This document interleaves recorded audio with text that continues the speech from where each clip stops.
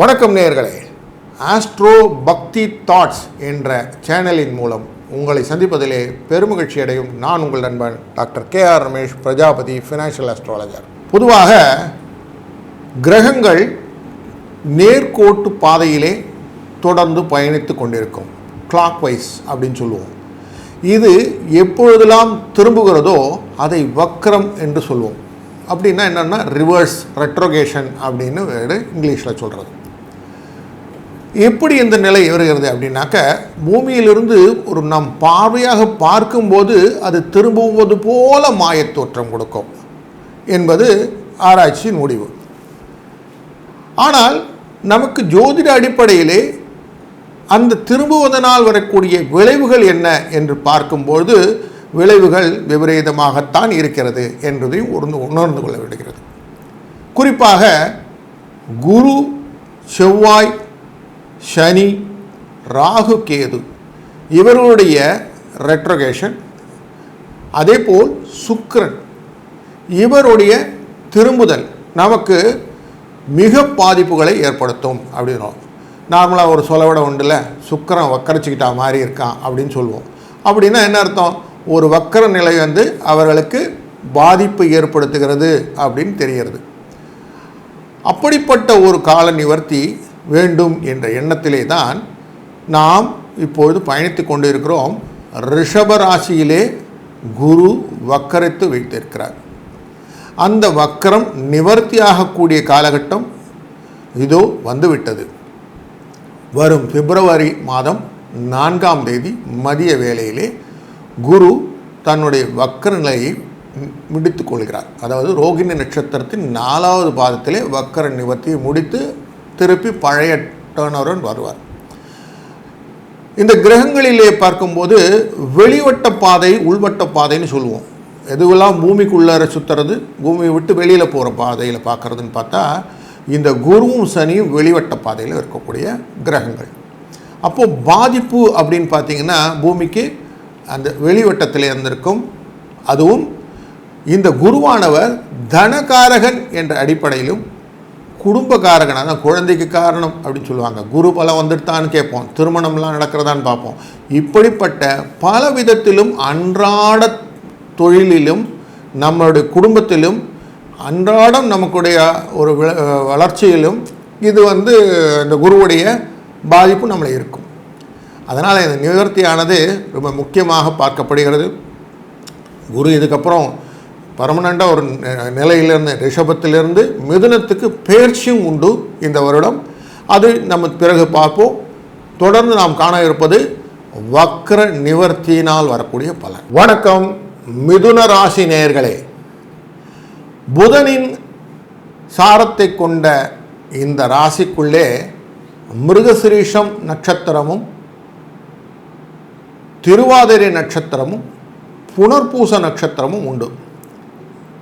அந்த மிருகசிரீஷம்ங்கிறது செவ்வாயுடைய நட்சத்திரம், திருவாதிரைங்கிறது ராகுடைய நட்சத்திரம், புனர்பூசம்ங்கிறது குருவுடைய நட்சத்திரம். இந்த 3 நட்சத்திரத்தையும் தொடர்பு கொண்ட லக்னக்காரர்களும், இல்லை ராசி, சந்திரன் ராசின்னு சொல்லுவோம் இல்லையா, அந்த சந்திரன் இங்கே இருந்திருந்தால் இது மிதுன ராசி அப்படின்னு சொல்லுவோம். இந்த ராசி அடிப்படையிலும் வரக்கூடிய பிப்ரவரி மாதம் 5ஆம் தேதியிலிருந்து வரக்கூடிய குரு நிவர்த்தி, வக்கர நிவர்த்தி என்ற செயலினால் கிடைக்கும் பலன்களை நாம் தொடர்ந்து காண்போம். குரு இப்போ இருக்கிறது உங்களுடைய 12வது இடத்துல இருக்கிறார். அதாவது உங்கள் ராசிங்கிறது மிதுன ராசி, அதிலிருந்து ரிஷப ராசிங்கிறது 12ஆம் இடத்துல இருக்குது. அந்த ராசிக்குள்ளே இருக்கக்கூடிய குருவானவர் திரும்பி ரிவர்ஸில் போயிட்டு இருந்த ஒரு காலம் போய் நேர்கோட்டுக்கு வரக்கூடிய காலமாக இந்த பிப்ரவரி 5ஆம் தேதி நடக்க போகிறது. அப்போ என்ன ஆகும்னாக்க, உங்களுக்கு வரவேண்டிய தொகைகள் கண்ணில் அப்படியே ஆட்டங்காடுது சார், வரமாட்டேங்குது. எனக்கு கொடுக்க வேண்டிய தலைமுறையாக ஓடிப்புட்டான் சார், ஃபோன் பண்ணால் எடுக்கவே இல்லை, எங்கே இருக்கான்னே தெரியல, நோ ஹவுஸே தெரியல அப்படின்னு சொன்ன காலங்கள். வெளிநாட்டிலிருந்து வரக்கூடிய ஒரு வரவுகள் எனக்கு வரவில்லை, குழந்தைகள் எல்லாம் வெளிநாட்டுக்கு அமிச்சேன், அங்கேருந்து எனக்கு ஒன்றும் வரலை, நான் வெளிநாடு போய் பார்க்கணுன்னு பார்க்குறேன், என்னால் முடியலை. இப்படி பலவிதமான சங்கடங்கள் குழந்தைகள் மூலியமாகவோ இல்லை பணத்தொடர்பு மூலியமாகவோ குடும்பத்தின் மூலியமாகவோ உங்களுக்கு இருந்த சங்கடங்கள் இப்பொழுது இந்த வக்கர நிவர்த்தியின் காலத்தை தொட்டு நீங்க போகிறது. அதிலும் உங்கள் நண்பர்கள் வட்டத்திலே உங்கள்கிட்டேருந்து காசு வாங்கிட்டு போயிட்டாங்க. எல்லோரும் கடன்லாம் வாங்கியிருக்காங்க இல்லையா உங்கள் நண்பர்கள், அவங்களாம் திருப்பி தரல இல்லை, அதுவே உங்களுக்கு அரிக்குது. சும்மா கேட்டால் அவன் தலைமுறை ஓடி போடுறான், சும்மா பேசுனா வரான், காசுன்னு கேட்டால் திரும்பி பார்க்குறதில்ல. நம்ம காசு வேணும்னு கேட்கும்போது யாரும் வரலை, நம்ம காசு இருக்கும்போது நம்மகிட்ட வாங்கிட்டு போகிறதுக்கு எல்லோரும் வந்தாங்க. இப்படின்னு ஒரு நாளும் இதை பற்றி எண்ணி ஏங்கி நமக்கு ஒரு பெரிய ஒரு மன போராட்டத்தை கொடுத்து கொண்டிருந்த காலம் இப்பொழுது முடிவுக்கு வரப்போகிறது. ஆனாலும் இந்த குருவானவர் மே மாதம் பெயர்ச்சியாகி குரு உங்களுடைய லக்னத்துக்குள்ளேயும் ராசிக்குள்ளேயும் வரப்போகிறார். அப்பொழுது எப்படி இருக்குன்னாக்க உங்களுக்கு பணம் வரணும் அப்படிங்கிறத விட பணத்தை பற்றின தேவைகளை எண்ணங்களை எப்படி பண்ணணும் அப்படிங்கிற எண்ணம் வந்துடும்.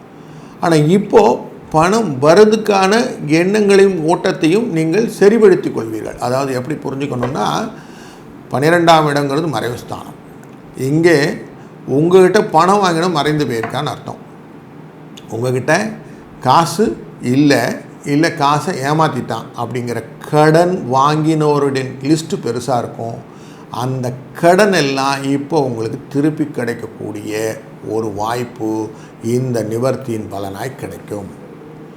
அதே மாதிரி திருமண தடைகள், எங்கள் வீட்டில் நான் பேசிக்கிட்டே இருக்கேங்க, ஒன்றும் நடக்கவே இல்லைங்க, திருமணத்துக்கு பொண்ணுக்காக பார்க்குறேன், பையனுக்காக பார்க்குறேன், ஒன்றும் நடக்கலைங்க அப்படிங்கிற தடைகள் இருக்கு இல்லைங்களா, இந்த தடைகள் நிவர்த்தி ஆகும்.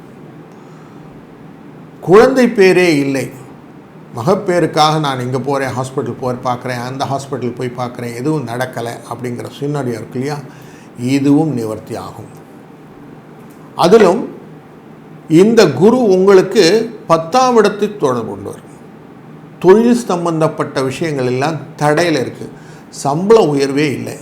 என்னை விட ஒருத்தன் வந்தான், அவன் எங்கேயோ சம்பளம் வாங்கிட்டான், எனக்கு சம்பளமே கொடுக்கல, எனக்கு பதவி உயர்வே கிடைக்கல, நான் இந்த இடத்துல ட்ரான்ஸ்ஃபர் கேட்டேன் கிடைக்கல, இப்படி ஏகப்பட்ட இல்லைங்கிற ஒரு லிஸ்ட்டு இருக்கும் ஒர்க் பண்ணுற இடத்துல. அது மட்டும் இல்லை, அவன் அதை படிக்க சொன்னால் இதை படிக்க சொன்னால் எல்லாத்தையும் படித்ததுனால எனக்கு ஒன்றும் பிரயோஜனம் இல்லை. நான் படித்த சம்பந்தப்பட்ட வேலை இல்லாமல் படிப்பு சம்பந்தம் இல்லாத வேலைகளைத்தான் எனக்கு கொடுத்து கொண்டிருக்கிறார்கள். இப்படி ஒரு புலம்பல் இருக்கு இல்லையா, இந்த புலம்பலுக்கு ஒரு ஆன்சர் இதோ வந்துடுச்சு. உங்களுக்கு ஒரு ஊதிய உயர்வு கிடைப்பதற்கு, ஒரு பொசிஷன் நல்லா கிடைப்பதற்கு, இடம் மாறுதல் கிடைப்பதற்கு, புதுசாக ஒரு வேலைக்கு ட்ரை பண்ணுறதுன்னா இந்த காலத்துக்கு அப்புறம் ட்ரை பண்ணுங்கள். அதுவும் உங்களுக்கு பாசிட்டிவ் வைப்பை தான் கொடுக்கும். வேலை பலு குறைய ஆரம்பிக்கும். உங்களுக்கு நான் என்ன வேலை பண்ணுறேனே தெரில அப்படின்னு சொல்லுவாங்களாம் சொல்லுவாங்க, வேலை நிறைய இருக்குது சார், ஓடிக்கிட்டே இருக்கிறேன், நைட்டு போய் யோசித்து பார்த்தோன்னா நான் என்ன வேலை பண்ணேனே புரியல சார் எனக்கு அப்படின்னு சொல்லுவோம் இல்லையா. இந்த விஷயங்கள் எல்லாம் உங்களை விட்டு நீங்க ஆரம்பிக்கும். உங்களுடைய உடல் நலத்திலே கொஞ்சம் கவனம் செலுத்தி கொள்ளுங்கள். கொஞ்சம் எக்ஸசைஸ் அப்படின்னு சொல்லுவோம்ல, மார்னிங் எக்ஸசைஸை கண்டினியூஸாக பண்ணுங்கள். அப்படி பண்ணலைன்னா என்ன ஆகும்னாக்க, உங்களுக்கு வயிறு தொடர்பான தொந்தரவுகள், கால் தொந்தரவுகள், காஃப் மசில்னு சொல்லுவோம்ல, அது பிடிச்சுக்கொள்ளும், இதெல்லாம் வரும். அதனால் கொஞ்சம் அதை பார்த்துக்கிடுங்க. பரிகாரங்களாக எதனா உண்டுங்களா அப்படின்னு கேட்டிங்கன்னா, ஆமாம் உண்டு. பக்கத்தில் எதனா கோசாலைகள் அப்படின்னு பசுமாடுகள்லாம் கட்டி வச்சுருக்கிற இடங்கள்லாம் இருந்ததுன்னா போங்க, நல்லா வாழைப்பழம்லாம் வாங்கிட்டு போயிட்டு அதுங்களுக்கு கொடுங்க. பசுப்பித்தல்னு வார்த்தை. அப்படின்னா வாழைப்பழத்தை கீழே போடக்கூடாது, பசுவுடைய வாயில் ஊட்ட வேண்டும். இப்படி பண்ணும்போது இது பரிகாரமாக அமையும். அதே போல் நீங்கள் பேனா பென்சில் அப்படி இருக்கு இல்லையா, இந்த உபகரணங்கள் எல்லாம் வாங்கி குழந்தைகளுக்கு டிஸ்ட்ரிபியூட் பண்ணுங்கள். உங்களுக்கு தெரிஞ்ச எதனா இன்ஸ்டியூஷன்ஸில் இருக்கிறவங்களோ இல்லை பக்கத்து வீட்டில் இருக்கிற குழந்தைகளுக்கோ கூட நீங்கள் எல்லா நாட்களுமே முடிந்தவரை இந்த பேனா பென்சில் எல்லாம் கொடுக்க ஆரம்பிப்பீங்க. இதெல்லாம் செய்யறது என்னென்னா இதெல்லாம் சின்ன சின்ன பரிகாரங்கள் தான். ஆனால் இதனுடைய சூட்சும விளைவுகள் எல்லாம் உங்களுக்கு நல்லதாக அமையும். அதனால் இதை செய்தீர்களானால் உங்களுக்கு நல்ல ஒரு பெனிஃபிட் கிடைக்கும். அதுலேயும் புனர்பூச நட்சத்திரத்திலே குரு தன்னுடைய சாரத்தை வைத்திருக்கிறார். அதாவது குருவுடைய நட்சத்திரம் எதுன்னு கேட்டிங்கன்னா புனர்பூசம் நட்சத்திரம், விசாக நட்சத்திரம், பூரட்டாதி நட்சத்திரம் 3 நட்சத்திரம் இருக்கும். அதில் புனர்பூச நட்சத்திரத்துக்காரர் தான் நீங்கள் மிதுனத்தில் உட்கார்ந்துருக்கீங்க. அப்போது உங்களுக்கு குரு உங்களோடையே இருக்கார். அப்போ எப்பயுமே கிளாஸில் போய் பார்த்தீங்கன்னா ஸ்கூலில் நமக்கு டீச்சர் அங்கே இருந்து அங்கே என்ன ஆகும், கிளாஸ் அமைதியாக இருக்கும். வெளியில் போகும்போதுன்னு ஆட்டம்லாம் அங்கே இருந்து அப்படியே அமைதியாக இருக்கும். அந்த மாதிரி உங்களுடைய குரு உங்கள்கிட்ட இருக்கிறதுனால தனம்ங்கிறது உங்கள்கிட்ட அமைங்கி இருக்குது, உள்ளே இருக்குது, வெளியில் தெரியல. அந்த பணம்ங்கிற எண்ணம், பணங்கிற ஓட்டம் உங்கள்கிட்ட இருக்குங்கிறது உண்மை. ஆனால் அதை வெளியில் தெரிய வைக்கக்கூடிய காலகட்டங்கள் வரும். எப்போ வரும்?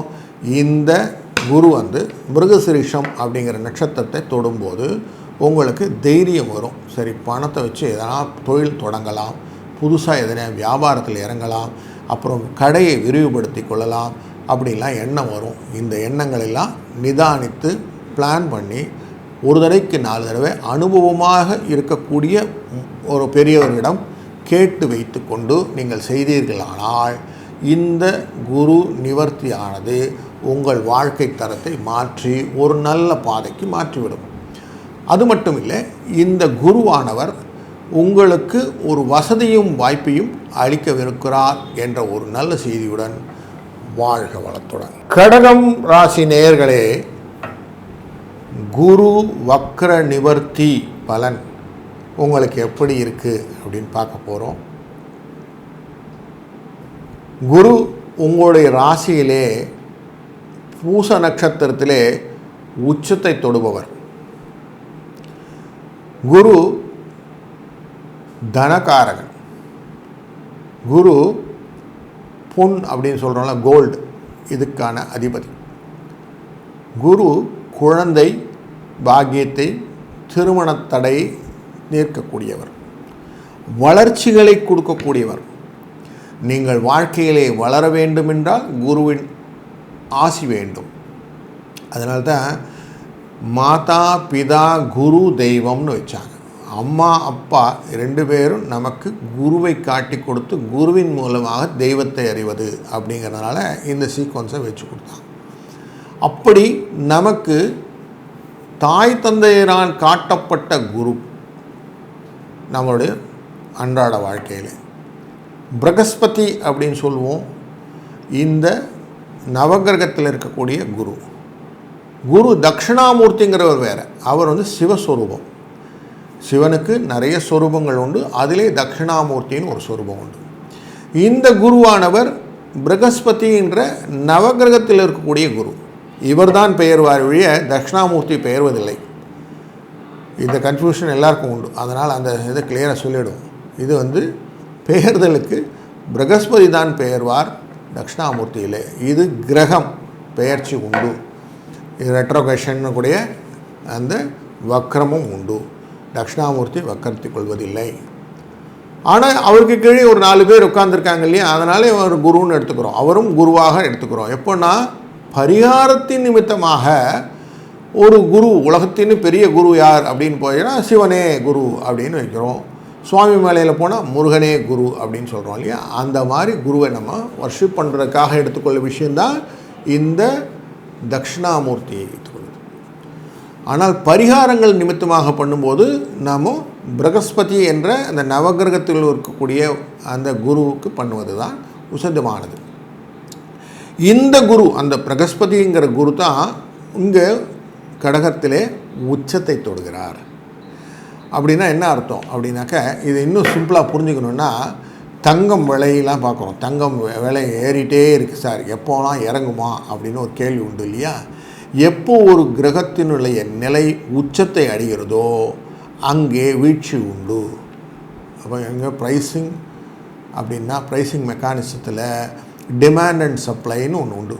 அப்போது எங்கெல்லாம் டிமாண்ட் இருக்கோ அங்கெல்லாம் ப்ரைஸ் ஏறும், எங்கெல்லாம் சப்ளை இருக்கோ அங்கெல்லாம் ப்ரைஸ் இறங்குவான். எங்கெல்லாம் உச்சத்தை அடைகிறதோ அங்கு வீழ்ச்சி உண்டுன்னா, குரு உச்சத்தை அடையக்கூடிய கடகத்தை தொடும்போது இந்த கோல்டுடைய ரேட்டு இறங்கும்னு ஒரு ரூல் உண்டு. சரி, இதுக்கும் இந்த வக்கர நிவர்த்திக்கு என்ன சார் சம்பந்தம் அப்படின்னாக்க, இந்த குருவானவர் உங்களுடைய ராசி நட்சத்திரத்தின் அடிப்படையில் இப்போ உட்கார்ந்துருக்கிறது 11வது இடத்துல லாபஸ்தானத்தில் அமர்ந்திருக்கிறார். இந்த லாபஸ்தானமானது உங்களுக்கு வரவை கொடுக்கக்கூடுமா வேண்டாமா அப்படின்னா வரவு வரணும். இவ்வளோ நாள் என்னாச்சு, இந்த 6 மாதம் ஆவணி மாதத்துலேருந்து எப்படி இருந்தது, உங்களுக்கு வரும் ஆனால் வராதுன்னு சொல்லுவோம்ல, அந்த மாதிரி எதிர்பார்த்து காத்திருந்து ஏமாற்றத்தை கொடுத்த காலமாக இருந்தது. இந்த 6 மாதமும் இதே தான், வரும்னு நான் எதிர்பார்க்குறேன், போனேன் 4 வாட்டி போனேன், செருப்பு தேஞ்சது, வரல, லாபமே இல்லை, கடன் நடத்தின லாபம் இல்லை, சம்பளம் வருது செலவாகிடுது, இன்க்ரிமெண்ட் கொடுப்பேன்றான் கொடுக்க மாட்டேங்கிறான், எதிர்பார்த்து ஒரு சோர்வு நிலைக்கு கொண்டு போய் தள்ளிடுச்சு. அதுவும் எப்படி, உங்களுடைய ராசிக்கான அதிபதி சந்திரனுடைய அந்த வீட்டிலே தான், சந்திரனுடைய நட்சத்திர சாரத்திலே தான் இவர் இந்த ரெட்ரோகேஷனை பீரியட் நடந்துருந்தது. 1 2 3 4ன்னு 4 பாதம் இருக்குது. இந்த 4 பாதத்துக்குள்ளே தான் ரிவர்ஸ் போயிட்டு வந்துட்டுருக்கார். அப்போ எப்படி இருந்திருக்கும், உங்களுக்கு ஃபுல்லாக உங்களை ஆட்டி படைத்து விட்டார் அப்படின்னே சொல்லலாம். இப்போது அதுலேருந்து கொஞ்சம் ரிலீஃப் ஆகிட்டீங்க, போதும் இனிமேல் வேண்டாம், நான் புரிஞ்சுக்கிட்டேன் நீ எங்கே இருக்க அப்படின்னு சொல்லிவிட்டு நீங்கள் சொல்லிடுவீங்க, நீ புரிஞ்சுக்கிட்ட, நீ லாபத்தை கொடுக்காமல் போ, ஆனால் நான் கொஞ்சம் ரிலீவ் ஆகிட்டேன் அப்படின்னு சொல்லக்கூடிய ஒரு காலகட்டத்தை இப்போ உங்களுக்கு கொடுத்துருச்சு மனசு. அது மட்டும் இல்லை, நான் என்ன பண்ணணும் அப்படிங்கிற லாபத்தை நோக்கி செய்யக்கூடிய விஷயங்கள் எல்லாமே இப்போ பண்ண ஆரம்பிச்சிருவீங்க. உங்களுடைய தொழிலில் முன்னேற்றங்கள் காணப்போகிறது. வளர்ச்சி பாதைக்கு வழியை இப்பொழுது செய்ய ஆரம்பிங்கள். நிவர்த்தின்னு சொன்ன உடனே நான் என்ன பண்ணணும், அடுத்தது எனக்கு வரக்கூடிய விஷயங்கள் அப்படின்னு பார்க்கணும். உங்களுடைய ராசி கட்டத்தில் இருக்கக்கூடிய தன்மைனா நீர்த்தன்மை. நீர் எப்படி இருக்கும், ஒரு பாட்டிலில் வச்சிங்கன்னா பாட்டில் ஷேப்புக்குள் மாறிடும், டம்ளரில் வச்சா டம்ளரில் போயிடும், அந்த மாதிரி தன்னுடைய ஷேப்புக்கு ஏற்ற மாதிரி மாறுது இல்லையா. அதே போல தான் உங்களுக்கு கூடிய தன்மையை நீங்கள் எப்படி இந்த பணத்தை வைத்து கொண்டு பண்ண போகிறீர்கள் அப்படின்னு யோசிங்க. திருமண தடை நீங்க போகிறது, குழந்தை பாக்கியம் கிடைக்கப் போகிறது, உங்கள் மக்கள் செல்வத்தினால் வரக்கூடிய பலன்கள் உங்களுக்கு வரப்போகிறது. மேலும் நீங்கள் வாழ்க்கை தரத்திலே உயர்த்தி கொள்ளப் போகிறீர்கள் என்ற எண்ணங்களை இந்த நிவர்த்தி உங்களுக்கு உண்டு பண்ணுகிறது. அது மட்டும் இல்லை, அந்த மாதிரி உங்கள் கொள்ளளவு கொண்ட பாத்திரத்துக்குள்ளே உங்களை கரெக்டாக ஃபிட்டிங் பண்ணக்கூடிய ஒரு கெப்பாசிட்டியை கொடுத்துரும். அந்த கெப்பாசிட்டிக்கான ஆப்பர்ச்சுனிட்டி எங்கே இருக்குன்னா இந்த நிவர்த்தியிலேருந்து ஆரம்பிச்சிடும். இதுக்கப்புறம் உங்களுக்கு கொஞ்சம் கொஞ்சமாக மிதுனத்துக்குள்ளே வருவார். அதுக்கப்புறம் அதிசாரமாக உங்களுடைய நட்சத்திரத்தை உங்களுடைய ராசிக்குள்ளரையே வந்துட்டு தான் போகிறார். ஸோ அப்போது உங்களுக்கு எல்லா விதமான பெனிஃபிட்டும் தான் வந்துட்டேன்னு சொல்லி கொடுக்கக்கூடிய ஒரு நல்லதொரு சூழ்நிலை இந்த நிவர்த்தி உங்களுக்கு சொல்லலாம். பெரிய ரிலீஃப் சார் எனக்கு அப்படின்னு சொல்லுவீங்க இல்லையா, இந்த ரிலீஃபை இப்போ கொடுக்க போகிறாரா அப்படின்னா ஆமாம், இதுதான் காலகட்டம். இந்த காலகட்டத்திலிருந்து உங்களுக்கான நிலைகள் மாற ஆரம்பிக்கும். அதுலேயும் எஸ்பெஷலி பூச நட்சத்திரத்தில் தான் அவர் உச்சத்துக்கு போவார். அப்படின்னா சனி தொடர்பான நட்சத்திரக்காரர்கள் எல்லாருக்குமே ஒரு நல்ல ஒரு பெனிஃபிட் இருக்கும். சனி தொடர்பான நட்சத்திரக்காரர்கள்னால் யார், பூச நட்சத்திரக்காரர்களுக்கு, அனுஷ நட்சத்திரக்காரர்களுக்கு, உத்திரட்டாதி நட்சத்திரக்காரர்களுக்கெல்லாக்கும் ஒரு நல்ல பெனிஃபிட் கொடுக்கக்கூடிய காலகட்டமாக இந்த ஒரு பலன் கிடைக்கும். அதுலேயும் எஸ்பெஷலி இங்கே கடகரத்தில் பூச நட்சத்திரத்தில் வரும்போது இவங்கெல்லாம் கொஞ்சம் ரிலீவ் ஆகிடுவாங்க. இவங்களுக்கெல்லாம் கல்யாணம் நடக்கும். இவங்களுக்கு குழந்தை பாக்கியம் இல்லைன்னா குழந்தை பாக்கியம் கிடைக்கும். மேற்படிப்புக்கு எதனா வழி செய்யணுன்னா மேற்படிப்புக்கு போகலாம். வெளிநாட்டு வர்த்தக தொடர்புகள் எதனா வேண்டும்னா இதை செய்யக்கூடிய காலகட்டங்கள் உண்டு. புதுசாக இன்வெஸ்ட்மெண்ட் ஆப்பர்ச்சுனிட்டிஸ்லாம் பண்ண முடியும். நில தொடர்பான விஷயங்கள் எல்லாம், கடல் தாண்டி செய்யக்கூடிய விஷயங்கள் எல்லாம் இவர்களால் இப்போது செய்ய முடியும். வியாபார நிமித்தமாக உணவுப் பொருள் எதனா விற்பனைகள்லாம் செய்யணுன்னா இந்த காலகட்டங்கள் கரெக்டான விஷயமாக அமையும். புதுசாக ஹோட்டல் ஸ்டார்ட் பண்ணணும் சார், ஒரு ஃபாஸ்ட் ஃபுட் பண்ணணும்னு ஆசைப்பட்றேன் இப்படின்லாம் சொல்லவங்களுக்கெல்லாம் இந்த காலகட்டம் உங்களுக்கு நல்லது ஒரு ஆப்பர்ச்சுனிட்டி கொடுக்கும். டெக்ஸ்டைல் இண்டஸ்ட்ரீஸில் நான் இன்வெஸ்ட் பண்ணணுன்னு பார்க்குறேன், எனக்கு ஏஐ ரிலேட்டடாக இன்வெஸ்ட்மெண்ட் வேணும் அப்படின்லாம் கேட்குறாங்க இல்லையா, அவங்களுக்கெல்லாம் இந்த பீரியடு கரெக்டாக இருக்கும். நான் ஒரு நல்ல ஒரு 10 பேரை வச்சு வேலை வாங்கி ஒரு பெரிய விஷயம் பண்ணணும் சார், பிளாட் போடலான்னு பார்க்குறேன் ரியல் எஸ்டேட்டில் அப்படின்னு சொல்கிறாங்க இல்லையா, அரசியல் தொடர்பான நிவர்த்திகளெல்லாம் பார்க்கக்கூடிய, நான் கட்சியெல்லாம் ஆரம்பிச்சிருக்கேன், எனக்கு நல்ல பதவி வருமா, அடுத்த எலெக்ஷன்லலாம் நான் ஜெயிப்பேனா அப்படின்னு சொல்கிறாங்க இல்லையா, இதுக்கு எல்லாத்துக்குமே இந்த கடகத்தில் இருக்கக்கூடிய ராசி அன்பர்கள் பிளான் பண்ணால் போதும். லக்ன ராசி கடகக்காரர்கள் இதை பிளான் பண்ணி செய்யுங்க. உங்களுடைய வாழ்க்கை தரத்துக்கு உத்தரவாதமாக இந்த நிவர்த்தி உங்களுக்கு வாழ்க்கையிலே வெளிச்சத்தை காட்டும் என்பதிலே ஐயமில்லை.